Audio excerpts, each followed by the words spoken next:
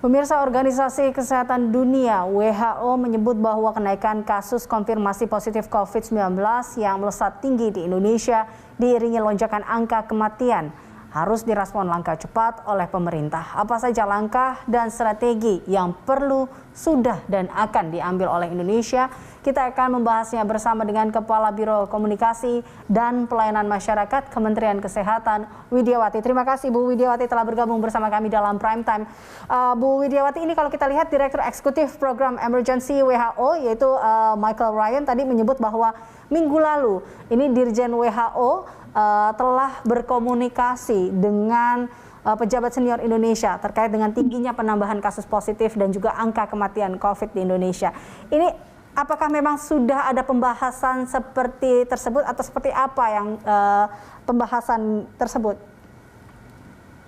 Iya Mbak, memang kita tahu, kita akui saja bahwa situasi saat ini memang sedang sulit. Tetapi kami ini selalu menaikkan kapasitas pelayanan. Contohnya saja untuk update yang terkini yang dilakukan oleh pemerintah adalah program vaksinasi yang terus dilakukan. Sudah tersedia 75 juta dosis yang ada di seluruh Indonesia dan memang sudah terpakai 56 juta dosis untuk 47 juta orang yang disuntikan.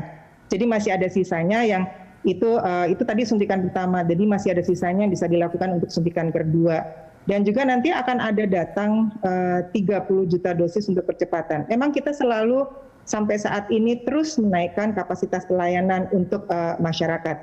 Dan untuk misalnya saja yang lain adalah tempat tidur di DKI Jakarta, ini sudah dipersiapkan ada Wisma Haji dengan 1.000 tempat tidur yang bekerja sama dengan Rumah Sakit Pertamina dan nanti di RSCM juga akan ditambah sekitar 300 tempat tidur. Bahkan juga dengan kerja sama Rumah Sakit Pertamina akan tambah 300 atau 500, jadi sekitar 2.000 yang dipersiapkan untuk penderita kategori sedang. Dan juga yang sudah dilakukan lagi antara lain adalah kerjasama dengan tim PUPR itu sudah mengunjungi Bandung dan Jateng. Akan juga mengidentifikasi lokasi akan dibangun rumah sakit lapangan dan bila perlu juga akan penambahan dari tempat tidur. Bahkan ke Surabaya juga akan ada penambahan tempat tidur. Okay. Dan juga menaikkan oksigen, pemberian oksigen yang tadinya 400 ton, sekarang sudah insya Allah bisa naik menjadi 2.000 ton per hari gitu. Jadi kita selalu terus menaikkan kapasitas pelayanan. Baik. Ini Mbak. Meningkatkan kapasitas pelayanan termasuk salah satu upaya yang dilakukan, walaupun kalau tadi kita dengar juga WHO sempat menyebut bahwa angka kematian di Indonesia melesat begitu tinggi, bahkan hampir melebihi yang terjadi di India yang kita sebut waktu itu adalah tsunami COVID di India beberapa waktu lalu. Nah, Anda melihat bahwa ini Bu Widiawati bahwa penyebaran varian Delta ini begitu cepat hingga akhirnya tingginya kasus lonjakan angka kematian. Ini bagaimana tentunya progres upaya untuk menekan dampak dari varian Delta ini? Ya, memang kita tahu Mbak, lonjakan kasusnya terkait dengan varian Delta ini 6 kali lebih cepat ya Mbak ya, seiring dengan penanganan yang kita lakukan di lapangan, informasi dan temuan yang terus berkembang. Nah, berdasarkan pengamatan terhadap munculnya varian baru ini yang lebih menular dibandingkan varian asal serta lonjakan kasusnya atau second wave-nya yang telah terjadi di beberapa negara, sebenarnya memang para ahli epidemiologi telah memprediksi akan terjadi juga di Indonesia karena kemungkinan varian ini. Nah, oleh sebab itu Kemenkes ini telah menyampaikan ke Dinas Kesehatan Provinsi atau Kabupaten Kota untuk meningkatkan testing dan tracing serta isolasi atau karantina terhadap semua kasus dan kontak erat yang ditemukan untuk memutus mata rantai tersebut, Mbak. Oke, nah terkait dengan isolasi mandiri, Bu Widya, kita tahu bahwa penuhnya rumah sakit yang juga berujung pada banyaknya akhirnya para pasien COVID-19 ini yang juga tetap berisolasi atau tetap menjadi berisolasi di rumah seperti itu. Bagaimana ini akhirnya perkembangan dari tadi Anda sudah mengatakan banyak yang upaya salah satunya untuk mengejar bor, lalu juga menambah ruang atau tempat rawat untuk pasien-pasien baik itu gejala ringan dan juga OTG. Tapi bagaimana dengan pasien isoman?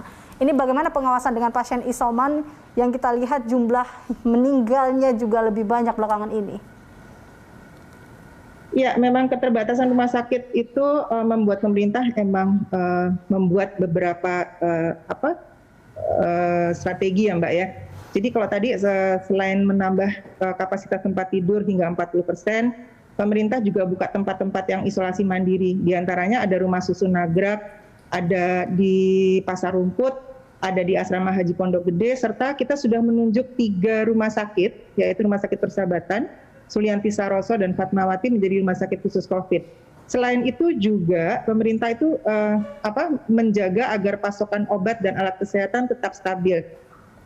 Kemenkes juga sudah bekerja sama dengan 11 penyedia layanan telemedicine untuk dapat membantu konsultasi gratis hingga pemberian dan pengiriman obat bagi pasien COVID-19 dengan gejala ringan atau tanpa gejala untuk isolasi mandiri.